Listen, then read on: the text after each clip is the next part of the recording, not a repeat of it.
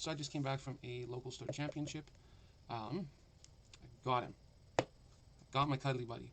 I know I had the participant ones before, but this one's got the crown. Very, very proud of this thing. Yeah, I got the other ones too. My pull was the store participant Devimon. But really, my win was I got a store champ Goblimon and I got my nationals invite. So I am very, very happy about that. I have to give a shout out to Laszlo, one of the local players, for kind of helping me through a couple mental walls I was having. And also Laz for helping coach me before another store championship a couple days ago where I played Imperial Dramon. I did not do as well as I would have liked. I think I finished 9th. But I did jump up because my first store championship was Garurumon, got 16th place. I played so bad, I dropped in the last round because it wasn't happening. Next one was the Imperial Dramon this last Friday. 9th place. I kept bricking over and over again. And I made a deal with myself that if I kept bricking, which out of the, I gotta think here, I think out of 10 games played, I think I bricked 7 of those games. I was able to turn it around once, but otherwise I had to have the hand in my opening round, otherwise nothing. So, what deck got me the store championship? I'm going to show you tonight. And I'm going to give you guys a couple thoughts on my process for getting ready for a store championship. I ran Black Omnimon. I used the Denton list from, I think, Evo. That wasn't too long ago. I will see if I can find it and I'll post the interview in the comments. He made a couple changes. He said he wanted to make some changes to it.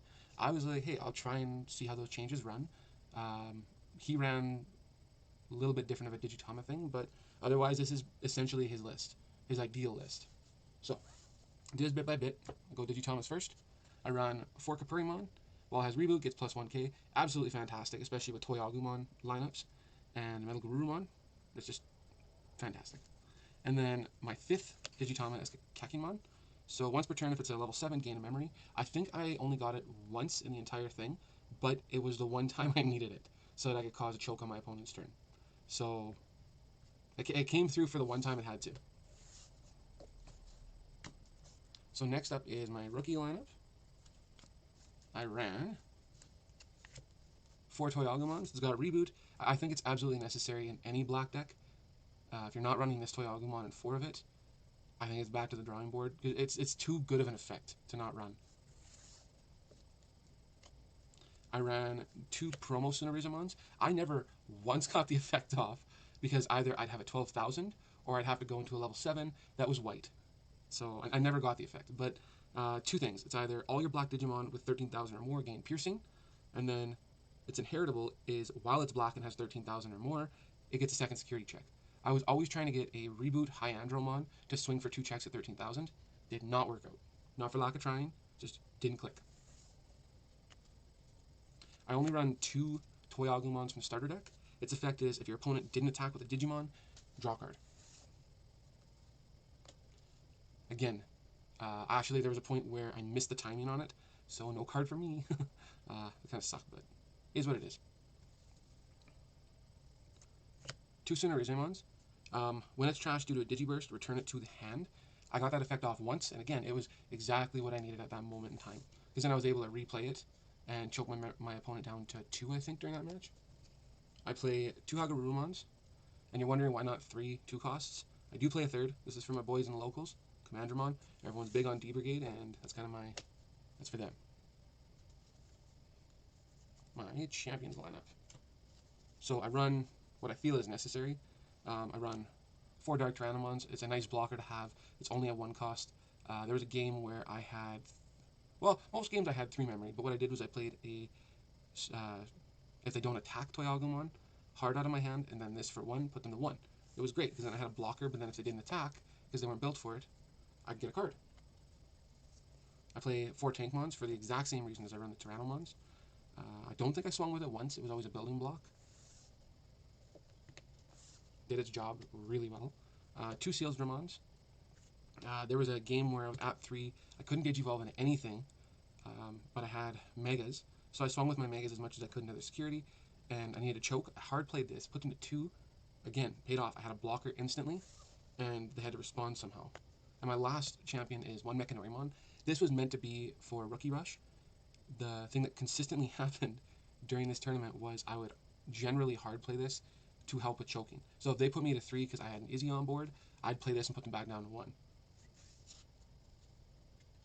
I think once it Digivolved down here just because I needed to choke them and I was at 2. Just once. Ultimates line up. 3 Gogmamons. This card saved my bacon in the final matchup, I believe. Yeah, my last turn, what I did was I had one of these on board. It had a loaded stack underneath. I trashed everything, maxed it out, swung at security, didn't hit something bad, swung again with my other guy, and yeah, that was it. So Gogmamon won me the game. And the other nice thing was I didn't know who might have been running D-Digivolution effects, so by constantly like pitching my stuff down and leaving it bare minimum, when I Digivolved into a Metal Garurumon, I had a 12,000 rebooter, so that was super fun. And then when it went up to defeat, I had a, 14,000. Actually, that was the other thing. Defeat saved my bacon this whole tournament. 3 Megadramons from the starter deck. It has the inheritable blocker. There was a point where I had a 16,000 DP X antibody on the field with blocker. So it kind of stalled my opponent long enough for me to build up down here again for a backup. Worumon Zaemon, just a 2-cost, super nice card. And then also, see, the nice thing about this deck is, yeah, I'll brick, actually more than I'm happy to admit, but because of low-cost cards like him to hard play, I can pass and not feel so bad when I get my next bit of memory, because then I'll just put out one of these 5 costs, or the Mechanorimon. They're nice to hard play. Next, the level 6s. I was planning on running 4 Metal Garurumons, but I did change that. So 3 BT5 Metal Garurumons. This is my homeboy. Still my absolute favorite Digimon in these series. I don't think that's ever going to change. But the reboot and the when Digivolving effect, I can Digiburst 2 and either pitch a level cost 6 or lower, or if there's nothing there, I trash the top card of their security. That was nice. I got rid of somebody's tamer that I would have attacked into with this. But yeah, the reboot setup with the extra 1k with the Purimon. There was a 13,000 I had happen a lot because of Gogmamon, but then I never had Sonorizumon because generally Toy Agumon just happened to be the one. And he made a really good blocker as well in the finals matchup as well. 3 Hyandramon, it's a 2-cost. There was quite a few games where I had a champion and a Worumon Zaemon in hand. Well, down here anyways. So I Digivolve in a Waru, Digivolve in a Hyandro. They're back to 1. I've choked them again. And then the last card, this only got 2 uses the whole tournament, which is, like I said before, it was those single moments that I absolutely needed to be able to overcome what my opponent was putting in front of me, and that is a Blitz Greymon. So it's got piercing. Never got the piercing effect off because they either didn't have anything or they weren't going to block me, they were just going to let it go through. When Digivolving, I can de-Digivolve one of my opponent's Digimon. In the finals, it was Green OTK. He had an ultimate on board that was ready to turn to a Nidhogg. So I was at 3, played it, put them at 1 because I didn't have a Mimi. And because of this, I was able to hold off longer from them getting that Nidhogg on me. Now, level 7s is pretty much what you'd expect from Omnimon Turbo. So 3 defeats. This only came up twice from my security. The rest of the time it was in my hand and I Digivolve with it. It did its job. It got rid of any tamers I didn't like the look of and just didn't want to deal with. So if I didn't want them getting 3 memory, I could usually get this most of the time. There was one game I lost where I could not get this in my hand quick enough, and it was Shoutmon.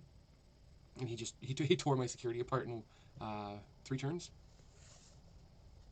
Otherwise, he did his job. And him as a blocker was even scarier, because if they built up to a level 7 and they swung because they're like, oh, hey, I can do something, I would block with defeat, and then I'd pitch their guy. 2x antibodies. This won me the tournament, because I Digivolved over my Blitz on my next turn, choked them to 2, and then I was able to just keep negating attacks, or else swinging to get rid of their biggest guys, or the next thing that might stack into Mega I didn't want to see. Last level 7 is 1 Alter S. This saw play twice today. Against a Shoutmon player, I was able to strip him and take everything away from his board. And then, what did I do with you in the other match? Oh yeah, this is another case where in the finals I had to de-Digivolve to stop a Nidhogg from hitting me. Tamers, 2 Izzies, because this is actually the change I believe Denton wanted to make to his deck. He only ran 1, and he said if I could, I would take out 1 of my Ultimate Flares because he ran 3 before, and put another Izzy in. Izzy did his role beautifully. I think there was only 2 times where I hit a white Digimon on search and didn't get my memory back. And then 2 Ultimate Flares.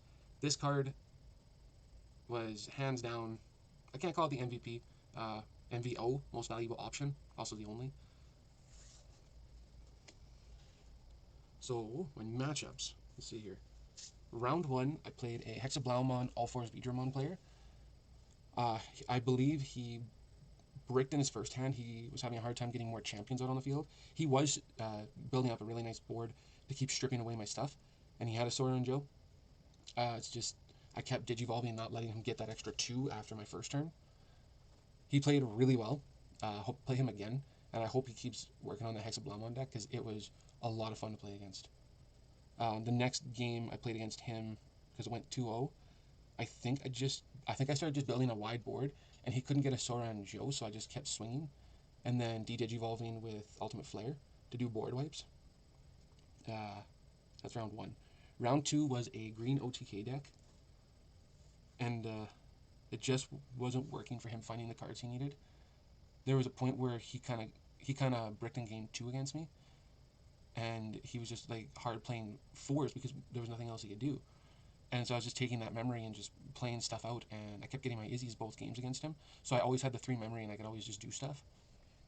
And he got Mimi out once, and I think I had Metal Garurumon because it pitched his blocker on my last turn. So then I just went into Zort Defeat and got rid of his Mimi. Round 3 was my scariest round because it was a Shoutmon deck, and I know it doesn't always work, but it can work really well when it does go off. And it was also against Laszlo, the guy who's been kind of coaching me for the last month and a half, trying to get my confidence up and everything. So I was kind of like, oh great, I get to lose against him. And the first round, I blitzed and Ultimate Flared him a lot because I couldn't let him build up a big Shoutmon. And then I just kept getting kind of lucky off of his Agumon and Shoutmon searches, where he wasn't hitting what he wanted to turn the game around. Game 2, though, I bricked, and I was like, oh, I'll pass. I'll get a rookie in my next hand. I did not. And by the time I got my rookie, he had already had all my security wiped out. So I just scooped and was like, let's go to Game 3. Game 3 was more in my favor. I think I got an X-Antibody out against him, and that helped a lot. And then the finals was against a green OTK deck. Nidhogg scares me to death. He Nidhogged me 3 times between both games. So I was always careful about when to swing, when not to swing. Sometimes I didn't swing when I swung when I shouldn't have. He got rid of my X-Antibody in game 1. But we kind of kept back and forthing, and he kept Digivolving a lot more. So he was drawing more cards, and I was hard playing to cause chokes. What ended up happening was he decked out. If he had had 1 more card, I was down to 3 security, but he had just gotten Grand Quagamon, and I had burned both my Ultimate Flares by this point. He didn't know if I had a 3rd one or not, but it was his game if he had 1 more card. Game 2, he hit a Omnimon defeat in my security on his 2nd check, and so I just kind of took that and started pressuring him to play a Nidhogg. When he did play the Nidhogg, he gave me enough memory to blitz him, blitz Greymon, sorry, and then my next turn I was able to turn into an X-Antibody, and that combination of a stacked blitz Greymon with X-Antibody on top of it was phenomenal. He played a very, very good recovery game, though, trying to stall me out. It's just at the end of the game, he couldn't draw the Nidhogg he needed to take it.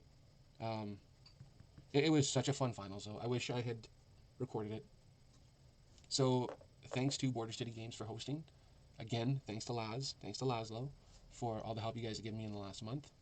I'm just super happy I got my Nationals invite. And now I can kind of just deck test and chill out a little bit. The 3 things I did for this tournament was, I'm going to kind of call it my 3 C's.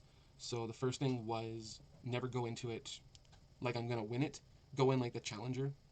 Think of like a boxing match. I'm a big fan of Hajime no Ippo for that reason. Watch your opponent. Don't get too intense. I put my hand face down and I would just kind of watch their board. Because it's not like Yu-Gi-Oh! Where you can play quick plays. You have to just watch. The other thing is composure. So even if the situation is terrible on my side, like some of the hands I bricked, just chill. It's okay to pass. You don't have to hard play a big 7 just to get things going. And then the last thing, and this is super important in this game, is to aim to choke your opponent out. Give them as little memory as possible to stop them from doing big digivolutions on their turn that will put you in a poor position. Those are the 3 things I've learned just over the time I've been playing this. If you stuck through this to the end, I really appreciate it. Hopefully more videos soon. Till next time.